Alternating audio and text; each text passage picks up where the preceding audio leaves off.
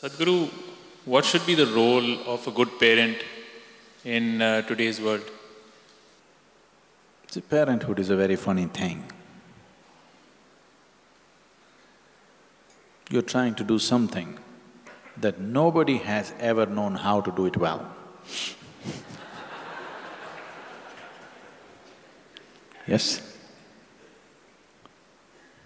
Nobody has ever known what is the best way to parent their children. Even if you have 12 children, you're still learning.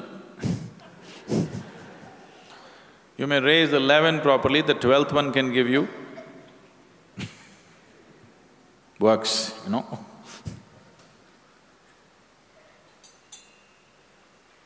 So, but you want to do your best. So what is the best thing you can do? One foremost thing I would say is, first thing is to work upon yourself a little bit. Spend sufficient time with yourself. Look at yourself carefully. How you are, how you sit, how you stand, how you speak, what you do, what you don't do. I think you must look at yourself very carefully because the children are picking up everything rapidly and they'll exaggerate everything that you're doing. So, one foremost thing is, at least make yourself in such a way that you would like to be. Somebody may not approve, it doesn't matter. At least you made yourself in such a way that you like the way you are. At least that much you must do. Maybe you cannot raise to somebody else's standards. We don't know what kind of standards they set for you, but at least you must become the way you like it, the way you are. That is a must. But that will only create the necessary ambience. It still doesn't make you necessarily a good parent, but it creates the necessary ambience. But creating the necessary ambience is a large part of parenthood, large part. If you create the right kind of atmosphere of a certain sense of joy and love and care and discipline for yourself and your home atmosphere, generally they grow up. Of course, you want to provide opportunities for them. Each one of us can provide opportunities only to the extent it's available to us, isn't it? Yes? You cannot provide an opportunity for which you don't have access. You will always do according to your limitations. I'm sure in that area you will do your best, but the important thing is what kind of human beings or brats you raise. For that, what kind of human being are you is an extremely important part of raising children. So, if your wife became pregnant, it's time for transformation for you. Because now, another life is coming in. You yourself are the way you don't like yourself to be. Definitely, one more need not go that way, isn't it? So, becoming conscious of what we are doing is extremely important. What should we teach? What we should do? I think one important thing that you should teach your children is that they learn to question everything, but not with suspicion, with a genuine wanting to know.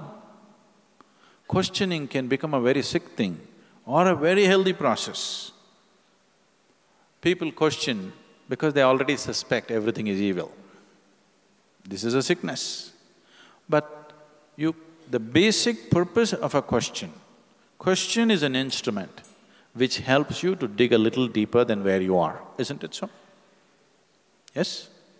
Question is essentially an instrument with which you can dig a little deeper. That's the purpose of a question. If you just bring this into your child's mind, that a child can question anything, including you, the way you are, if you allow that, in a healthy way, not in a sick way, questioning things because you think something is wrong with everybody. If you bring this, the child is constantly exercising his intelligence.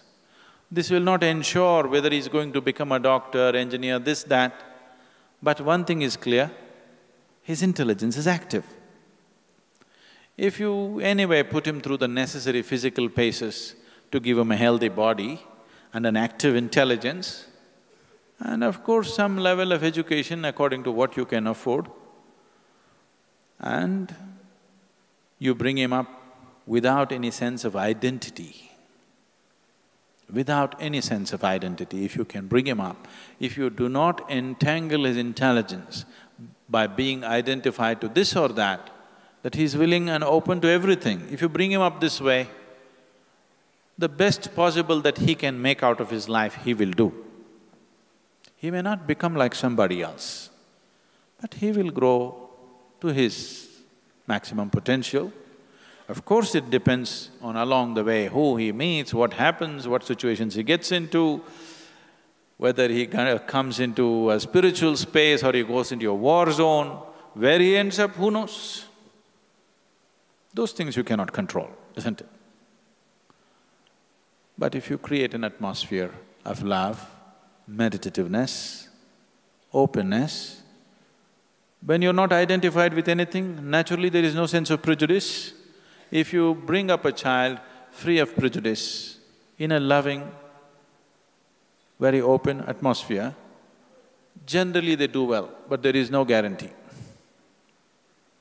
Because there are other influences in the society, you don't know into whose hands they'll fall tomorrow morning. Yes? You may be doing your best, tomorrow morning into whose hands your child will fall. There is no insurance or guarantee. That's a risk that you're taking, always.